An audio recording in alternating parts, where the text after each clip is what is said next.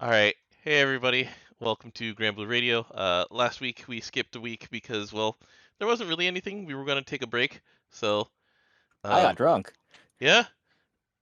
All right. So, we're in the middle of Unite and Fight right now. Sure, whatever. We tend not to talk about that these days. There is one thing that I want to mention, though, and that's this beautiful Draw All button in Drawbox 1.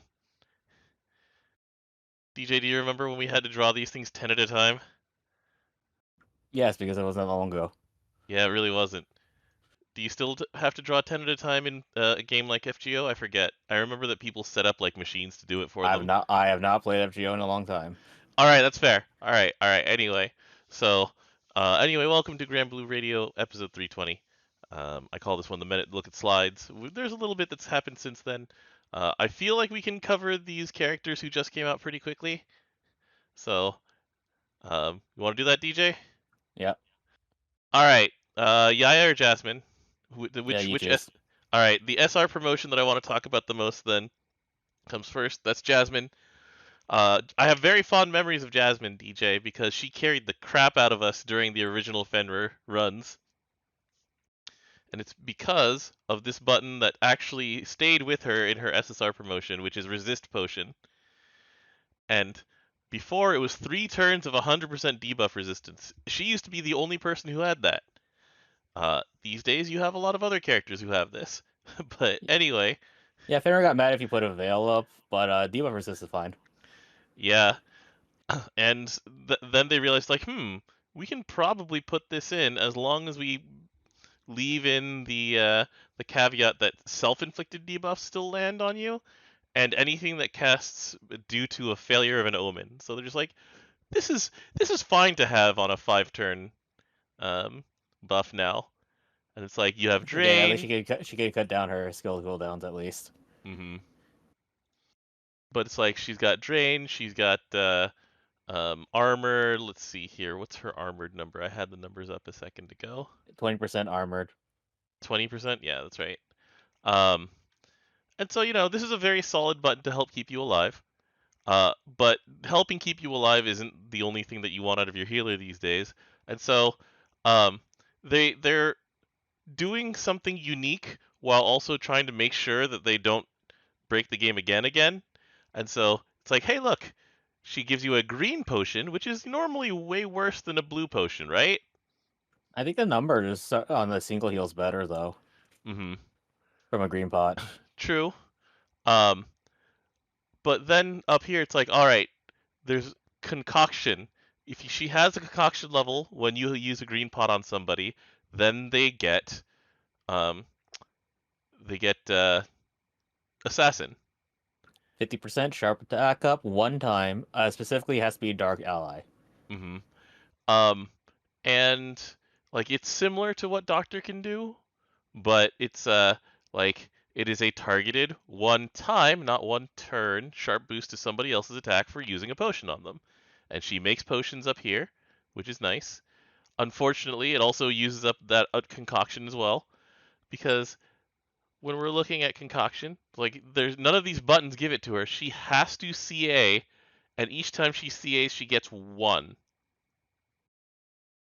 And so they were being careful with this. They wanted to make sure that this wasn't like going absolutely nuts. And so it's like there's a lot of sauce here, but it's all very gated sauce. And so it's like she can't dispel cancel until she's CA'd. She can't make a green potion until she's CA'd. That green potion um, does not like she cannot create and then use that CA potion to give someone the assassin effect without CAing twice first. And so yeah, there's a lot of gates and barriers that they've put in the way of this. And I'm just gonna build potions. yeah. And then here we have like vaccine, so she has the doctor effect over here, and it's on a pretty dang short cooldown, and it's Because not she gets shorter. yeah, and it's not on a green button unlike doctor. Doctor's is on a green button.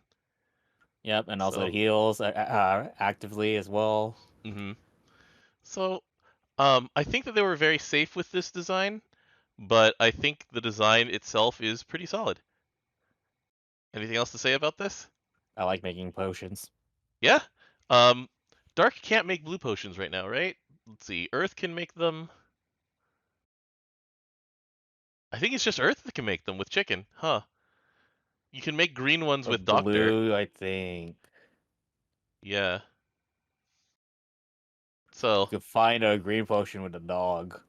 you can find a green potion with a dog. You're right. You're right.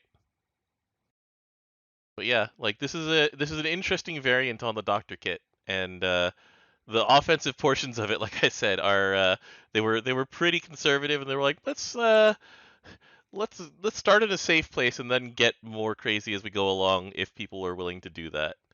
I think the only weakness she has is the same one that Deonta has, where she cannot participate in a chain burst. Hmm. In V2, that doesn't matter as much, because V2 just counts CAs for Fated Chain. But for example, up against I the thought Faded Unite, Chain it counted on your chain burst. Fated, no, it used to, but then they just decided to have chain bursts added to V2. This was part of the change to V2. So now Grimnir CA and V Grimnir CA and things like that will still add 10 to your FC meter. Like, um, the ones that don't do damage have been able to add to your FC meter for a little bit. So, yeah, that's Jasmine. The weapon itself, the basket of flowers, uh, progression, small grace, small majesty. That has to use for something later. Hmm. I do Sometimes you need wonder. health. Yeah, I do wonder how often the debuff resistance stacking weapons has been useful. I've seen like one or two examples of it, but most of the time you'll like Well, the main thing V2 is is. that they only stack up to 30%, and a lot of things nowadays are just like ignoring resistance. Right, because they're fail conditions, they're punishments for failing a mechanic. So in lower fights, they're all right. Hmm. All right, on to Yaia. Yep. I'm trying to find out where the sword comes from. This one, the special fried rice. No, I'm talking about her specialty, which is really sword. It's because the frying pan is a sword, and she's really handy with the frying pan. That's look. All right, this is all we got. This is um, but yeah. So Yaia, um, the other SR promotion out. She's been in SR jail for a very long time. To be fair, her SR was pretty good. Her SR has spent a long time being really good. This one was another one where they were kind of safe with it. So all right. Uh, she has a couple of things that we've seen before. So she has the like Katura slash Anthuria style of give the MC full meter instantly, then give them CA reactivate and dodge all. Um, and so this is something that we've seen on limited characters, and so this is the first time I can think of it on a regular non-limited character. And then the rest of the kit is also stuff that like people have been comfortable using for quite a while, and so that it looks like Cygames is comfortable making that. So it's like, all right, when the foe uses a special attack, she casts her heal, and it's a reactive heal that is, I think it's a 1500. 1500 removes the debuff and gains stacking, healing up and killing cap up. It's I think the same as Ladiva limited. Mm-hmm. But yeah, so she will try and keep that off of you.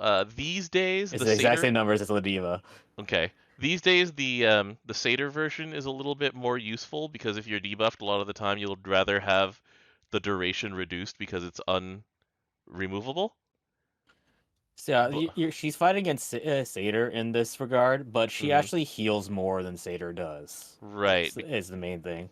because satyr's better on offense because of the constant dispelling, and I think Yaia will end up healing for more than satyr does.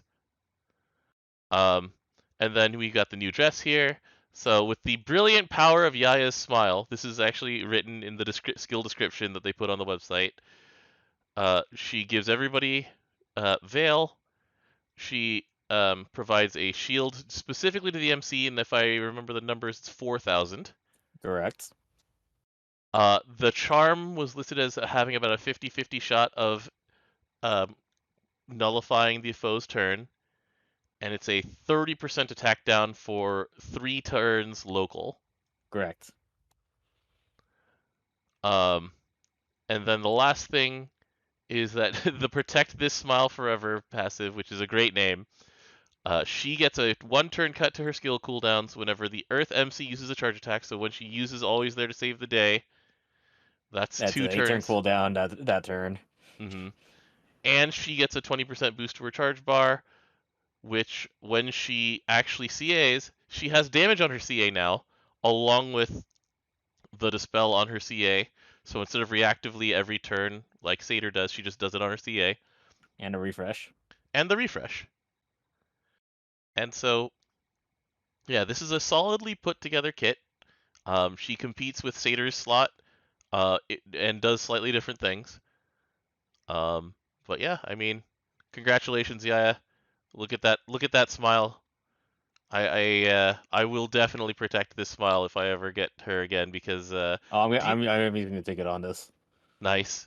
This is I just this have is to a wait 2 tickets, you know. yeah, and also the story from what I've seen of it is actually like heartbreakingly cute. It's it's uh it's a ghost story from the setup that they have on the main page. So it is interesting, and I am interested in reading it. So like, congratulations to these two. They're not going to shift anybody's like priorities to get them immediately for existing problems or anything like that are not Yeah, I solved. would say like Satyr's literally gonna stay in most people's teams. Yeah, but I mean, I like it.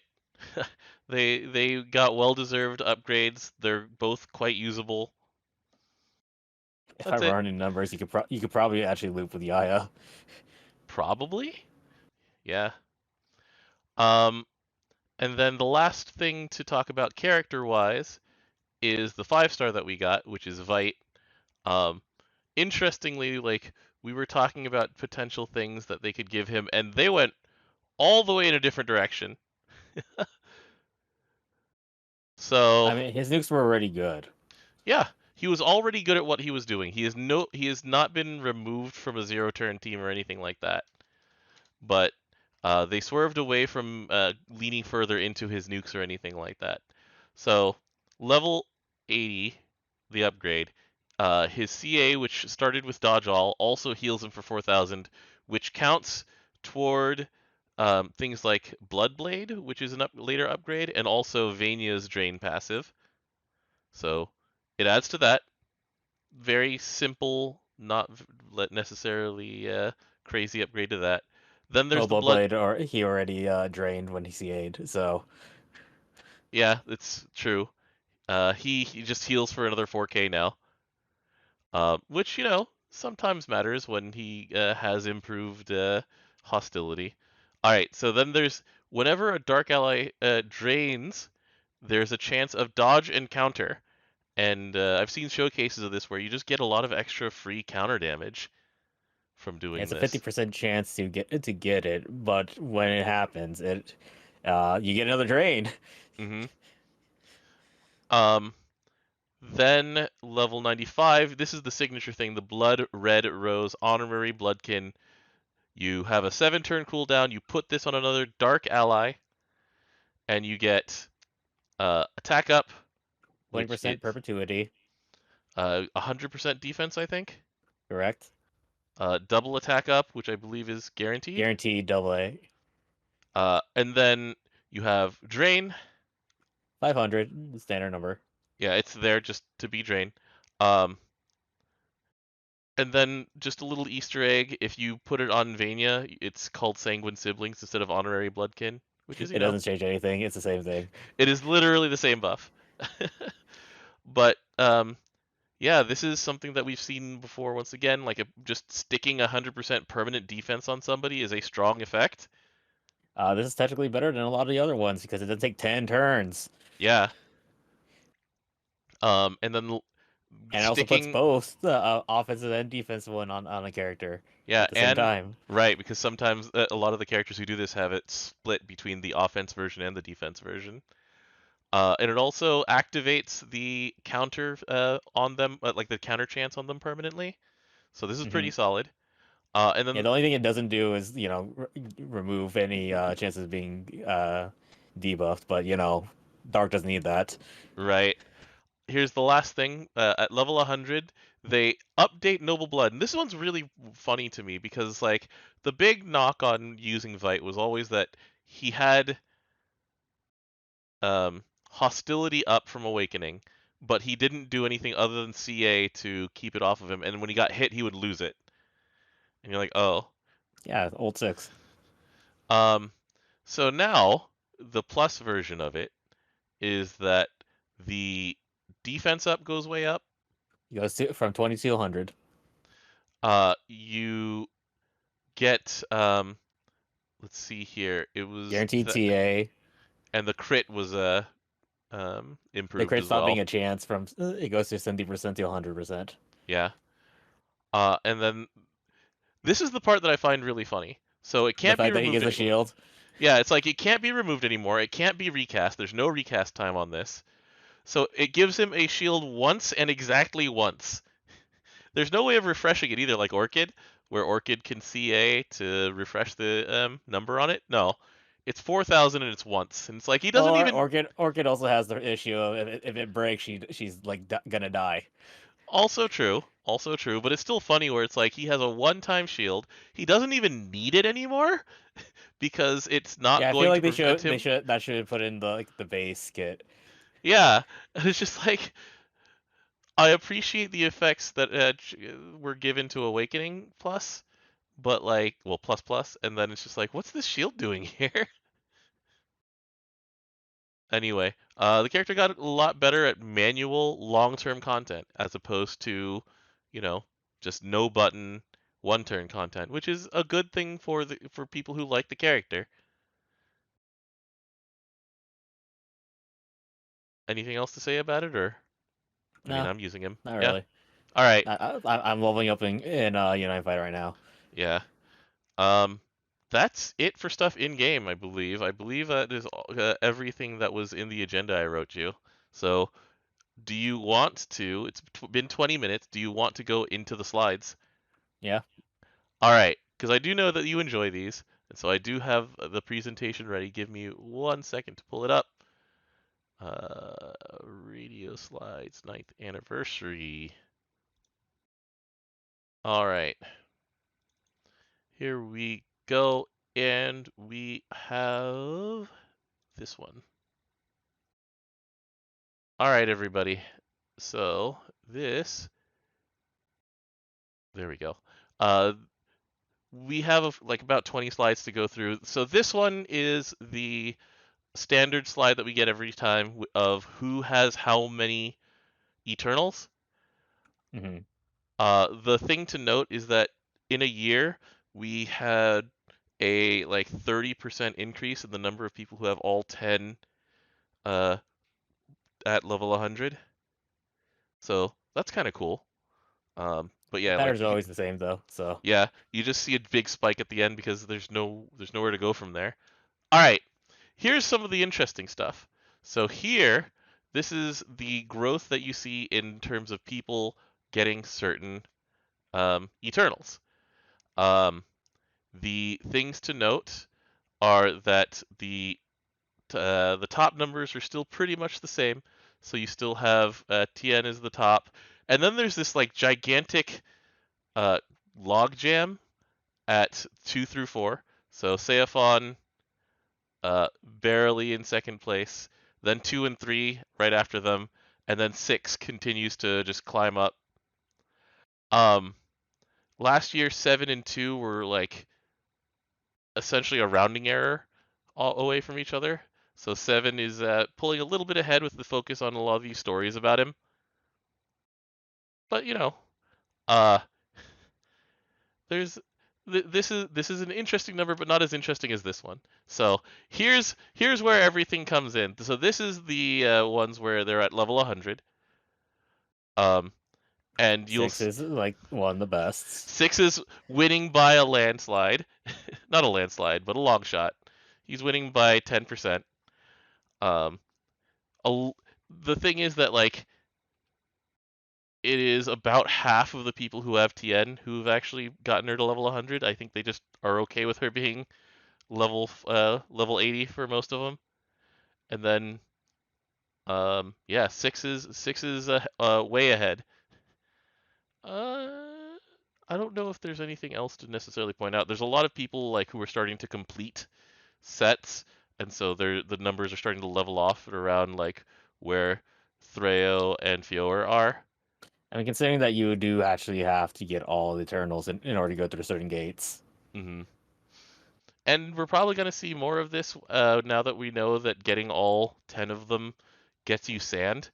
Like getting all 10 of them and also uncapping all 10 of them to 100.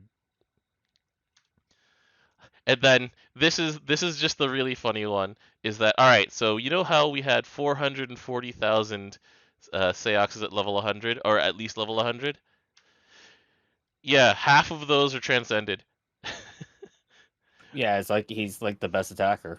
Yeah, it's as if they know how to invest. Neon is actually the second most popular out of these, which is She's an enabler. yeah. And She's then like you actually one of the best supports in mhm. Wind. And then you get once again you get a little logjam. You get Threo, who's now one of the best attackers in Earth. Tuyen, whose stocks went way up. The problem is that her stocks are peak at 130. Mm-hmm. And you can see that in the numbers, where the vast majority of people who have Tuyen transcended have her at 110. Yeah, 110. 110 is what gives you what was it? It's a The CA update. it's the double clincher. Yeah, and then Which is a 130 is when you get the debuff on the clincher. mm-hmm. So yeah, there's not much else to say there other than that yeah, Neon and 6 are like the clear winners at level 150. Saifon needs his 150 really in order to like be super usable. He's already usable. The thing is that uh, Owen breaking is pretty cool. He does something that no one else does, and in fact they put it into his boss kit as a boss, where he just looks at you and says, "No, you're not doing that thing." Yeah, But he yeah, breaks your Owen. this one's a pretty interesting slide here. Moving on. So we have nearly double the amount of people who now have all 10 evokers compared to last year. They gave away a lot of evilites, and they want more and more people to have all of the evokers, especially since there's like a lot of evoker content coming soon. So this is all according to plan from Cygames. Here's the numbers on who has which ones. Um, Near Maria time makes Theresa, sense. yeah, like Estariola and Maria Theresa are the least popular right now. And they were the least popular last year too. It's like, oh yeah, Maria Theresa's 5-star didn't necessarily do her favors. Meanwhile, Kaim as a backline passive, I'm really fascinated to see in summer how many of these Kaim owners have gone the extra step to make him like a god in the front line with skill 4 and the updates to 5-star. You don't even need skill 4. Yeah, the 5-star updates are what makes him a frontline god. Just find a way to bring him up. He makes everybody him. Mm-hmm. You want to have weak point, always hit weak point, and also always take a resistance. Mm-hmm. But yeah, so that's another interesting thing to note is that these are in order of their upcoming 5-star uncaps as well. So I mean, we're definitely gonna see some Kime spiking, and I'm really interested in seeing what happens to these other numbers. Like Astariola freaking shot up in the rankings uh, with his update, and by shot up in the rankings I mean he's still last, but he's last by less. Okay. I mean, his update was actually before 8th anniversary. Mm-hmm. So no, it's just because people have learned that dispelling every turn is really good. Yeah, and healing every turn in many situations and all sorts of things. Yeah. All right. Anything else you want to say Nears is about gonna this be a one? weird thing though, Mm-hmm. because her entire gimmick revolves around her dying and reborning. True. O- So I don't know what they'll do with that. Like you saw some of what they were thinking of trying to do with it with the Pain of Death CA, where it's like, all right, if you die with this CA up, then you'll just come back. Which, And then you give buffs to everybody else. yeah. Um, I've actually used that more on Ko than I've used it on Nier, honestly. Because Ko just tends to like eat dirt to a CA, like an enemy special action, and then he gets back up because of Pain of Death, and then he refreshes his taunts to do it all over again. So that's actually I found that to be a better loop. I do wonder what they'll do with Nier with her 5-star Uncap, and to see like how many people take this to the 5-star number. I mean, I'll do it. I have a long while to wait for how anyways. Yeah, I'm committed to the first 5 at this point in terms of 5-star Uncap. We'll see what happens with the last half. Guys in It's the board get sword. Hosselia, yeah, Hosselia also had some stonks with her rebalance.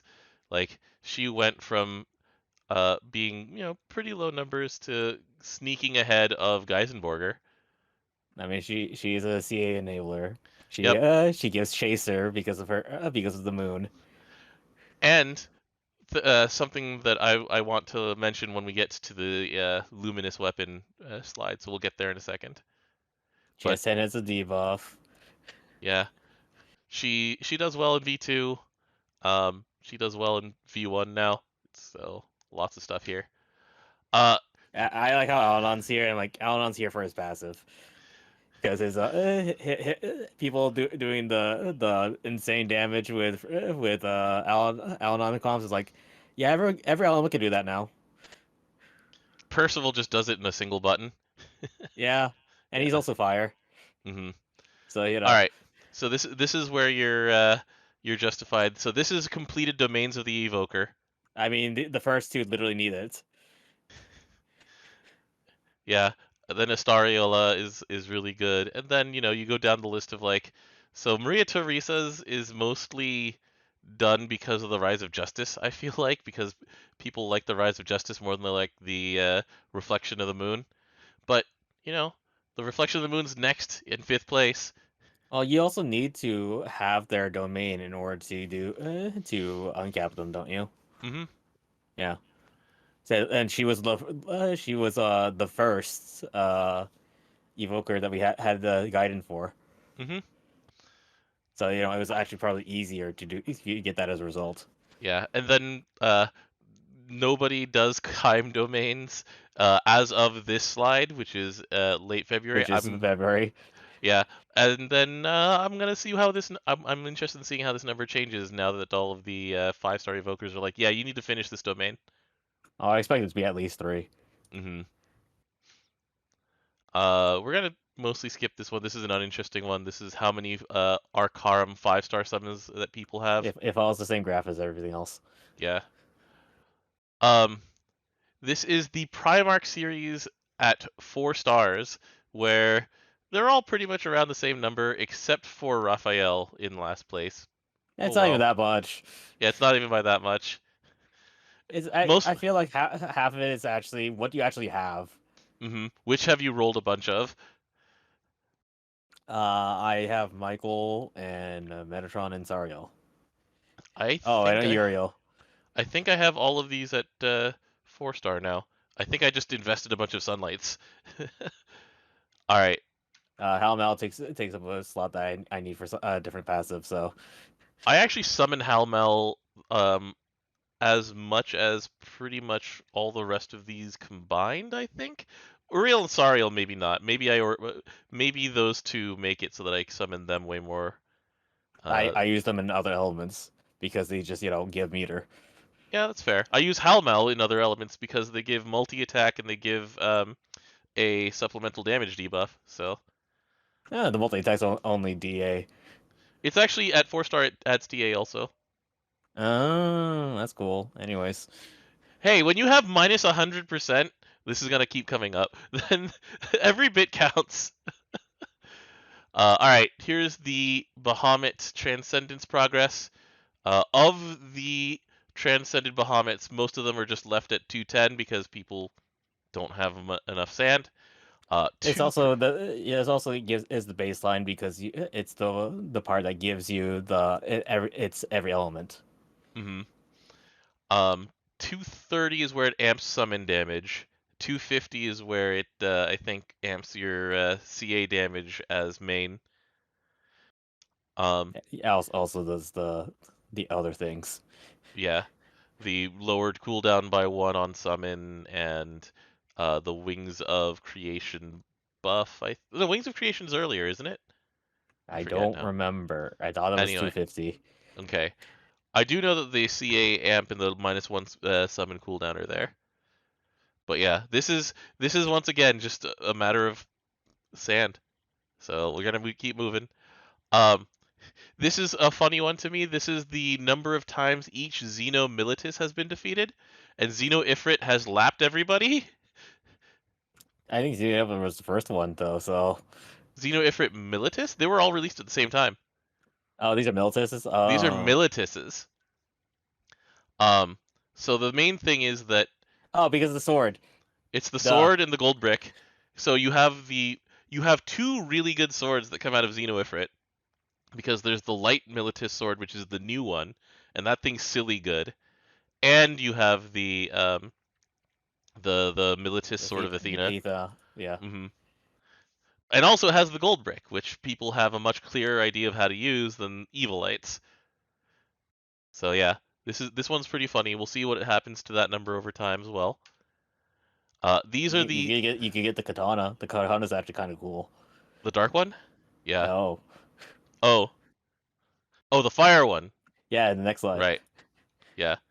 Um, this one is basically just a matter of availability and whether or not people want them. Like the Earth ones, people are just like, I don't need axe voltage, I don't need gun voltage, and the bonuses on these things are not nearly as good as supplemental CA for your light team. Which also drops from Ifrit. Hmm. Yeah, the Bale Hat is the clear winner here. Yeah, it's really good. I like how the gun exists because you're trying to get those stupid hats.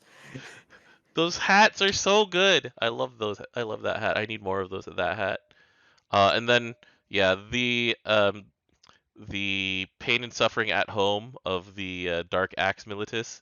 It's just like, yeah, yeah. And it's also kind of a side effect of just going for earth and water.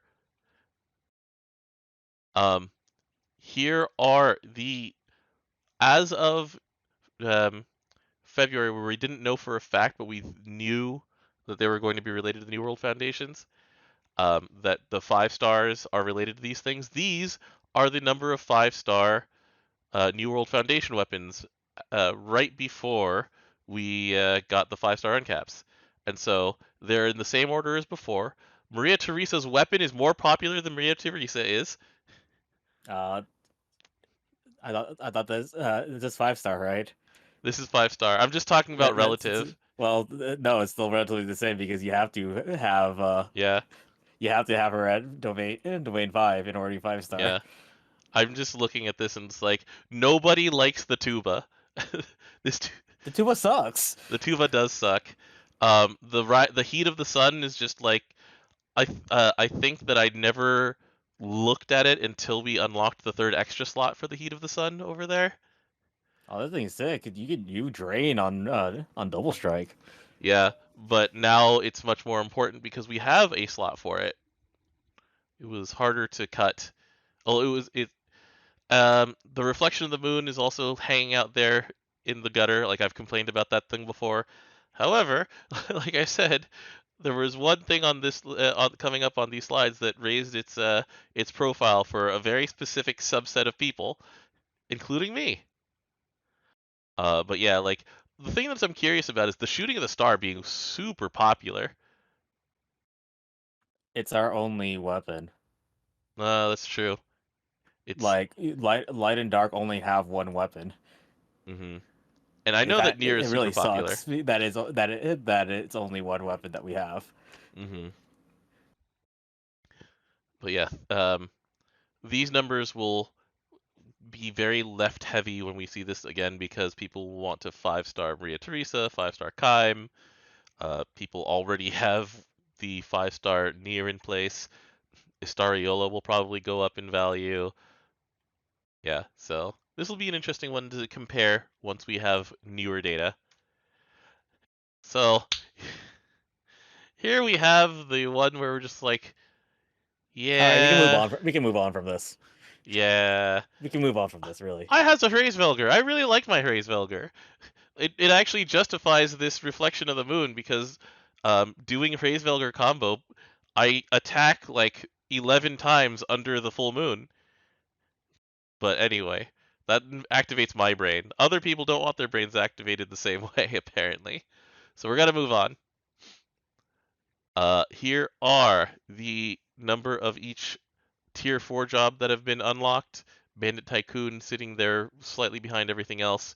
Relic Buster ahead of everything else because it was free. Of course. Yeah. So, gonna move on a little bit. The number of people who have earned each EX2 class. And can go anyways.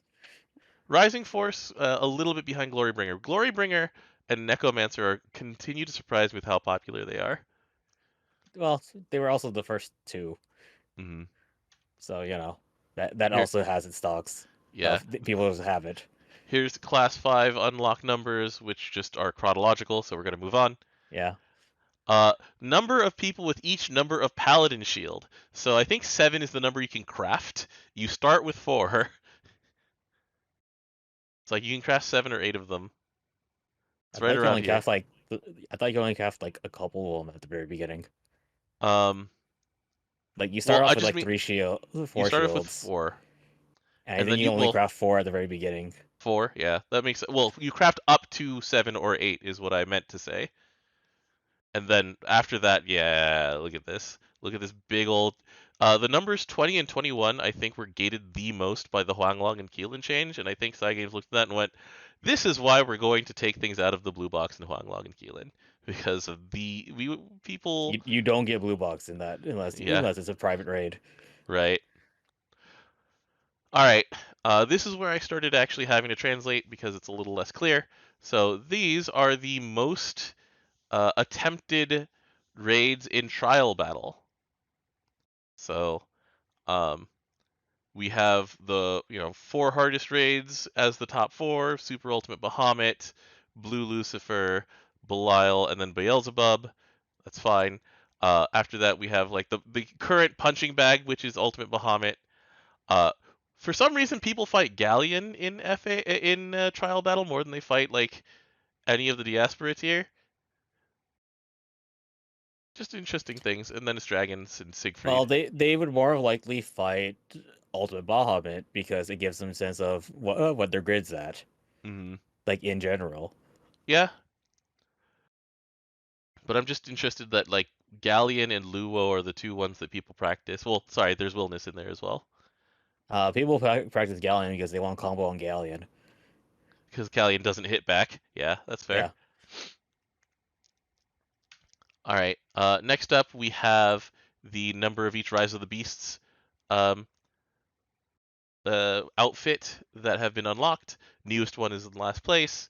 Fire is beating out wind, and water is the next most recent. So, um, I mean, yeah, this is Fire This is one's mostly, cool. yeah, the You throw fire a one's cool. Phoenix.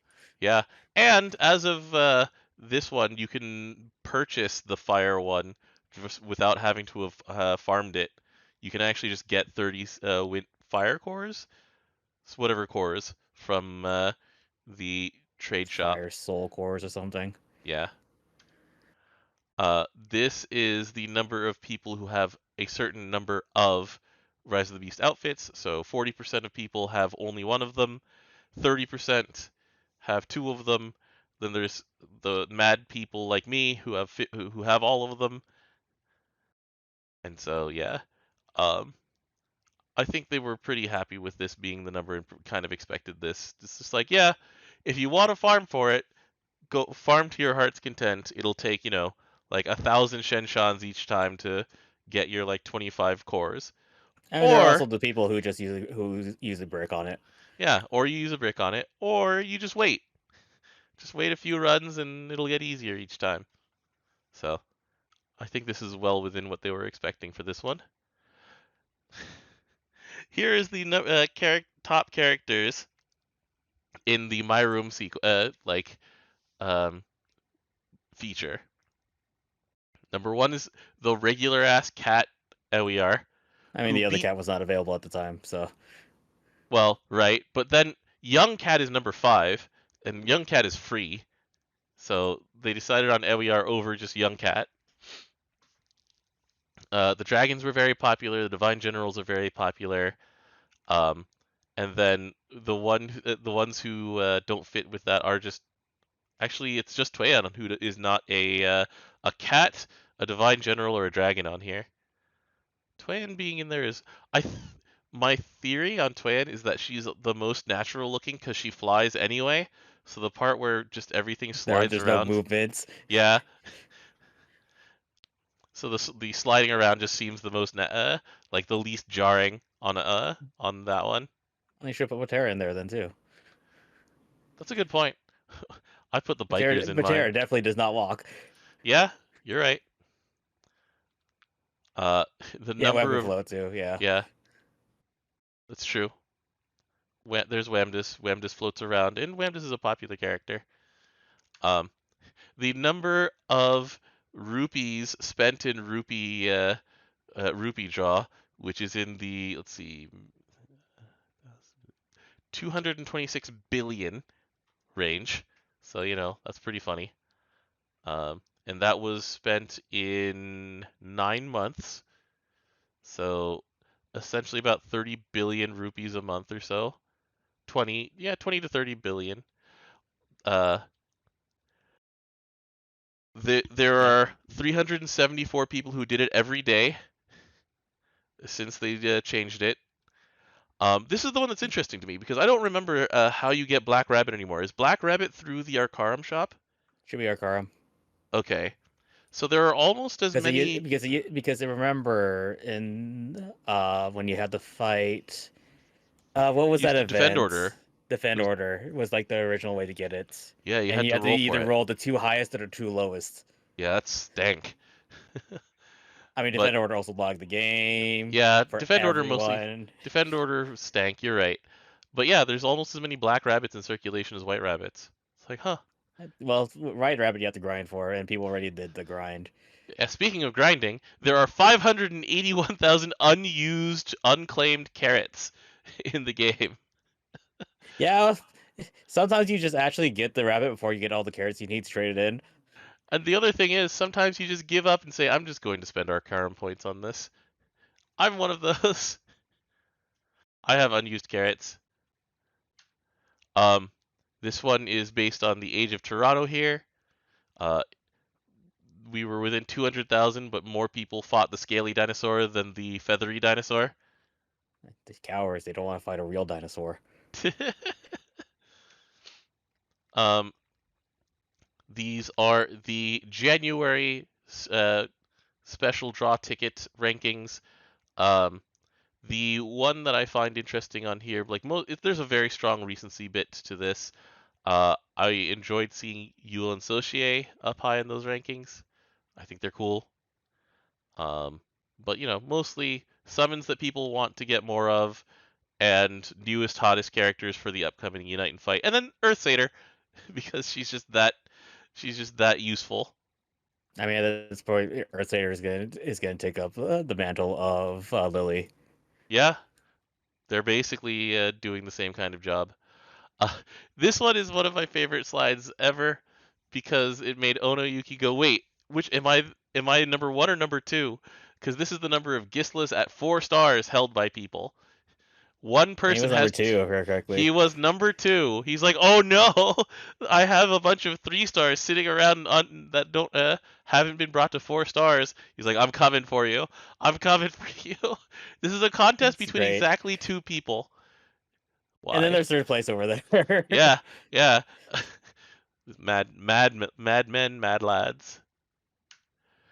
All right. So this one took me a while to write out. This is the 8th anniversary ticket rankings for what weapon people traded for based on what rank they are.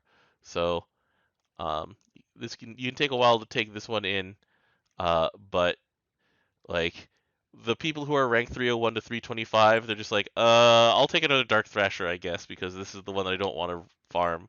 And then I like number 2 in 1 through 50. I'm like, oh baby, it's the people who read grids and don't understand why the grids work.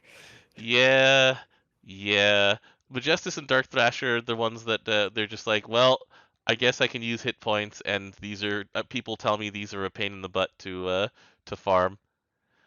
I actually totally am with the people who are between rank and 1 and 100 who traded for Xenosword.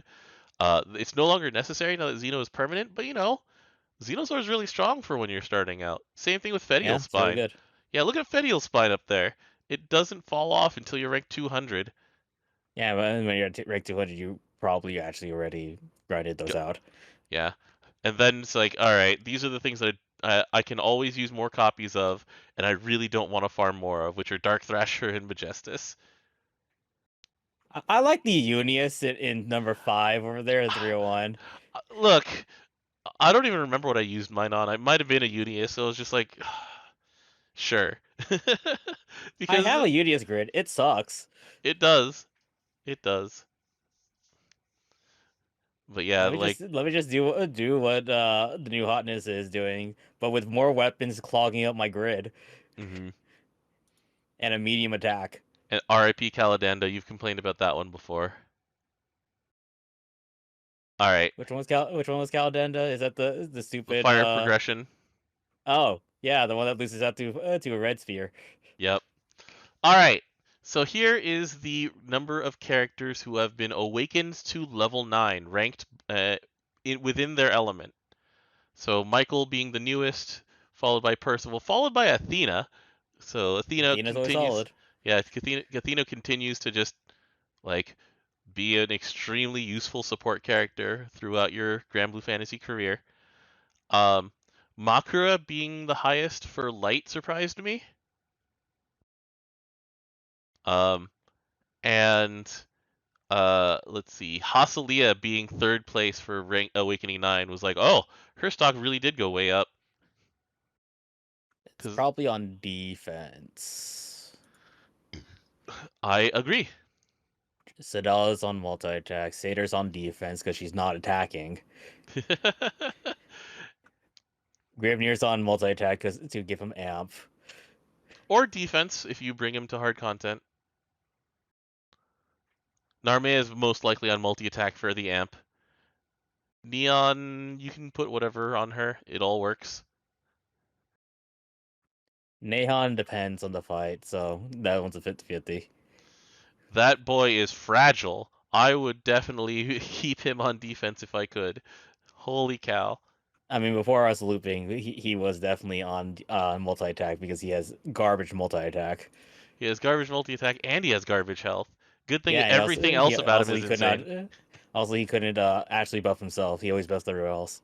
hmm But yeah, like it's just interesting to me see Makura at the top here. Partially it's because she's the most recent, and I bet a lot of people don't go back in and maintain their level 9 awakenings. I know that I've gone into a bunch of parties and gone, oh, this character's at level 7 awakening still. Huh.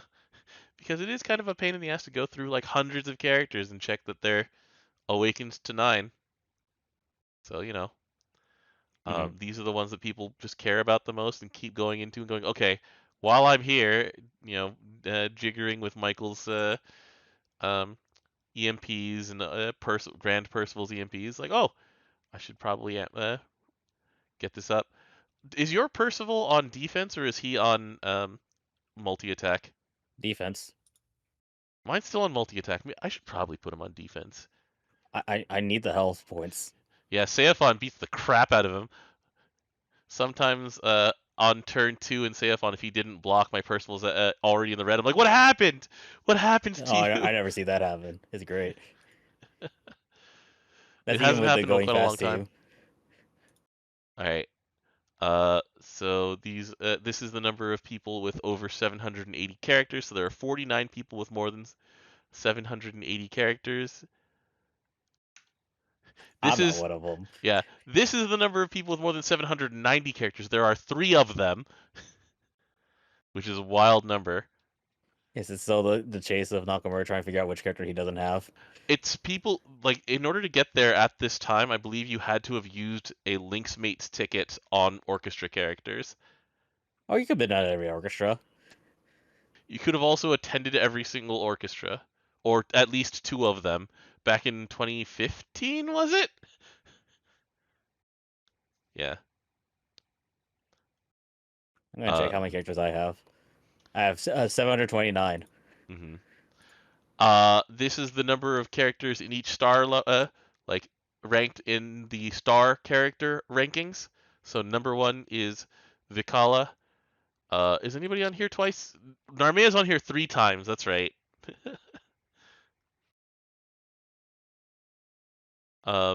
Nothing really new here.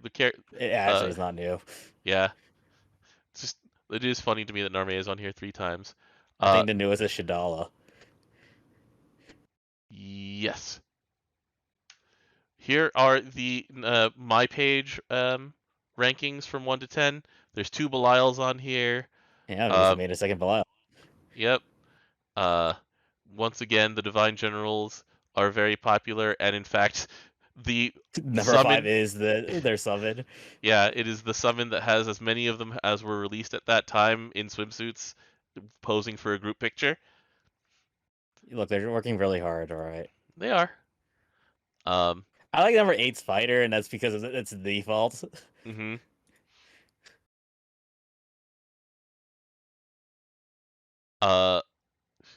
However, it is specifically active players only who have actually set something other than just the default.